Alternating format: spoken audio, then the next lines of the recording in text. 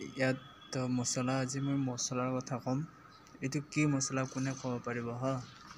এইটো চাওক এইটো কওক এইটো কি মছলা জানেনে এইটো হৈছে ষ্টন ফ্লাৱাৰ বুলি কয় এইটো গছৰ বাকলি বুলি কয় এইটো চাওক এইবোৰ কিমান পেক হৈছে বাহিৰত যাব এইটো মাল এইটো কয় ষ্টন ফ্লাৱাৰ আৰু এবিধ মছলা মই দেখাই আছো আপোনালোকে হয়তো দেখি পোৱা নাই